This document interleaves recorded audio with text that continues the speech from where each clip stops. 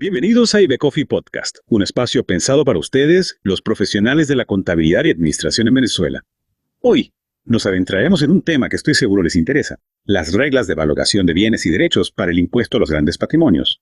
Un tema sin duda crucial si asesoran a clientes con patrimonios importantes. Totalmente. De hecho, comprender la valoración de los distintos tipos de bienes bajo este impuesto, es la base para un correcto cumplimiento de las obligaciones tributarias y, por supuesto, para evitar errores que puedan generar, inconvenientes con el Servicio Nacional Integrado de Administración Aduanera y Tributaria. Empecemos entonces con lo más común, ¿no? Los bienes inmuebles ubicados en Venezuela. El artículo 16 de la normativa nos habla de 3 parámetros para determinar su valor: el valor catastral, asignado por el municipio, el valor de mercado y el valor de adquisición actualizado. Exacto. Para determinar ese valor de mercado podemos usar varios métodos.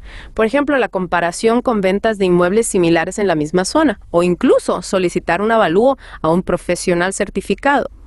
Ahora, si tenemos un inmueble en construcción, el valor se calcula con base en el precio proyectado, considerando el porcentaje de avance de la obra. Y por supuesto a esto le sumamos el valor del terreno. En el caso de inmuebles ya construidos, se añade el costo de las mejoras que se hayan hecho. Y en el caso de que los bienes inmuebles estén fuera de Venezuela, ¿qué sucede? Bueno, el artículo 17 de la normativa nos dice que en estos casos debemos comparar dos valores. Por un lado, el valor atribuible según las leyes fiscales del país donde esté el inmueble, y por el otro, el precio de mercado al 30 de septiembre de cada año.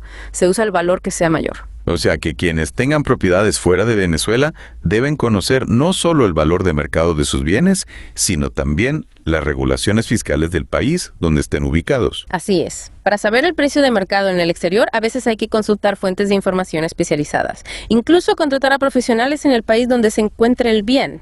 Es clave entender que no podemos usar únicamente la normativa venezolana.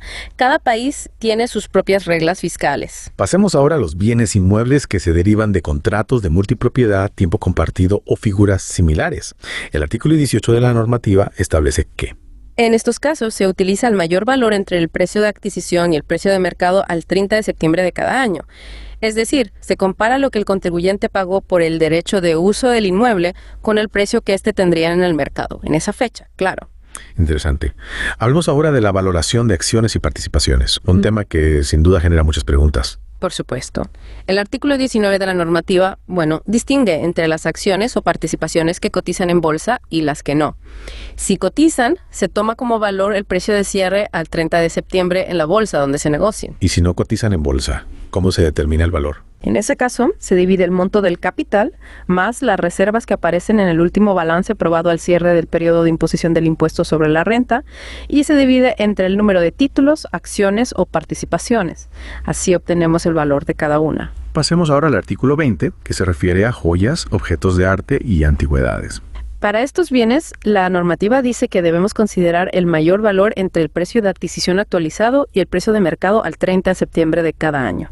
Imagino que valorar este tipo de bienes puede ser un poco complicado, ¿no? Porque suele ser subjetivo y depende de muchos factores. Sí, claro. La tasación de joyas, objetos de arte, antigüedades, puede requerir de expertos o peritos especializados. Ellos pueden determinar la autenticidad, el estado de conservación y el valor real en el mercado. A veces incluso se necesita la opinión de varios expertos para llegar a una valoración justa, sobre todo si son piezas de alto valor. Claro. Pasemos a la valoración de los derechos reales, que están regulados en el artículo 21. Para determinar el valor de estos derechos, tomamos como referencia el valor asignado al bien, siguiendo ciertas reglas. Por ejemplo, las hipotecas, prendas y anticresis se valoran por el monto de la obligación o capital garantizado, incluyendo los intereses, indemnizaciones, cláusulas penales, ese tipo de cosas. Y los demás derechos reales, los que no están incluidos en ese punto, se calculan por el precio o valor que las partes hayan pactado al constituirlos, siempre y cuando este no sea menor al precio de mercado pactado entre partes no vinculadas en condiciones de libre competencia. Lo que se busca es asegurar que el valor declarado refleje el valor real del derecho. Y finalmente, llegamos al artículo 22. Este artículo establece la regla general de valoración para aquellos bienes y derechos que no tienen una regla específica. En estos casos, se toma el mayor valor entre el precio de mercado y el precio de adquisición actualizado, siempre siguiendo las normas que dicte la Administración Tributaria. Es decir, hay que determinar el valor de mercado del bien o derecho y compararlo con su precio de adquisición actualizado para saber cuál es mayor. Exacto. Aplicar esta regla general puede requerir un análisis detallado de las características del bien o derecho y también de las condiciones del mercado en la fecha de valoración. Claro, y no olvidemos que la administración tributaria a veces establece normas especiales para la valoración de ciertos bienes o derechos. Por eso es importante estar al día con las actualizaciones en la legislación tributaria. Sin duda, contar con la asesoría de profesionales especializados en materia tributaria puede ser de gran ayuda para los contribuyentes que deben cumplir con el impuesto a los grandes patrimonios. Totalmente de acuerdo. Un buen asesor fiscal con experiencia puede guiar al contribuyente para aplicar correctamente las normas de valoración y también para preparar y presentar las declaraciones juradas.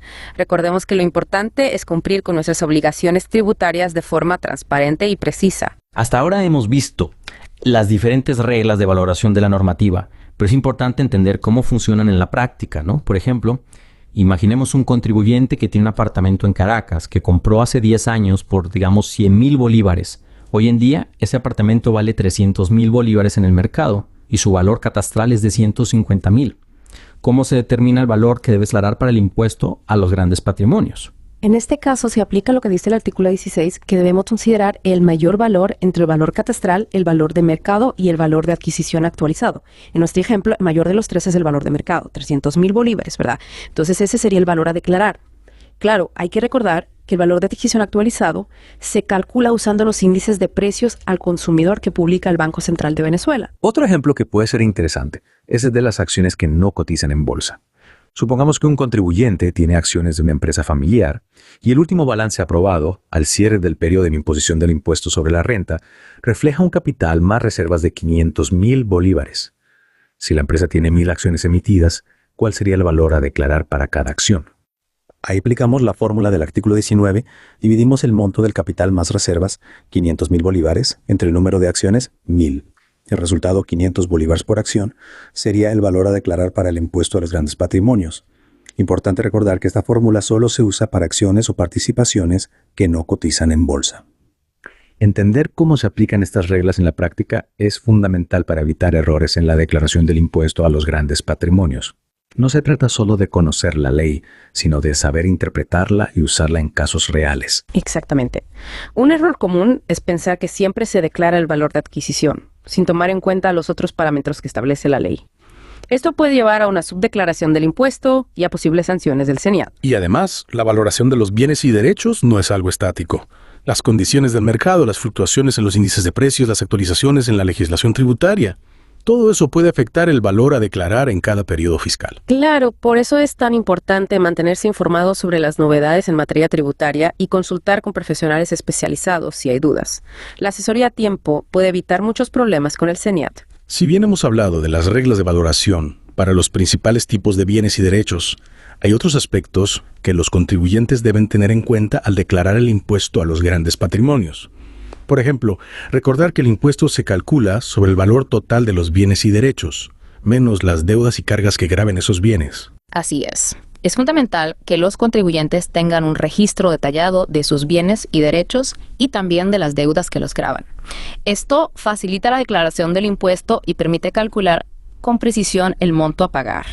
Otro aspecto a tener en cuenta es la presentación de las declaraciones juradas. El impuesto a los grandes patrimonios se declara anualmente usando el formulario correspondiente y se presenta ante el CENIAT dentro de los plazos que establece la ley. Claro, presentar las declaraciones juradas fuera de plazo puede generar sanciones. Es mejor planificar con anticipación la elaboración y presentación de las declaraciones para evitarse problemas. Y por último, es importante destacar que incumplir con las obligaciones del impuesto a los grandes patrimonios puede generar multas, intereses moratorios e incluso acciones legales por parte del CENIAT. En ese sentido, la responsabilidad del contribuyente es clave. No se trata solo de pagar el impuesto, sino de cumplir con todas las normas y procedimientos que establece la legislación tributaria. Entonces, para resumir, digamos que determinar correctamente el impuesto a los grandes patrimonios implica un análisis cuidadoso de la normativa, ¿verdad? Así es. Aplicar las reglas de valoración para cada tipo de bien, considerar las deudas, las cargas que gravan los bienes y, por supuesto, cumplir con todo la presentación de las declaraciones juradas a tiempo. Exactamente. No es solo pagar el impuesto, sino entender bien cómo funciona y qué implica para el contribuyente. El conocimiento al final es la mejor herramienta para evitar errores y cumplir con nuestras obligaciones tributarias. Esperamos que este análisis les haya sido útil para comprender mejor las complejidades de este impuesto, el impuesto a los grandes patrimonios. Ha sido un placer compartir con ustedes. Y recuerden, la información y la actualización constante son claves para manejarse bien en el mundo tributario. Agradecemos su sintonía y los invitamos a acompañarnos en nuestro próximo episodio de IVA Coffee Podcast, donde seguiremos explorando temas relevantes para los profesionales de la contabilidad y la administración en Venezuela. Hasta la próxima.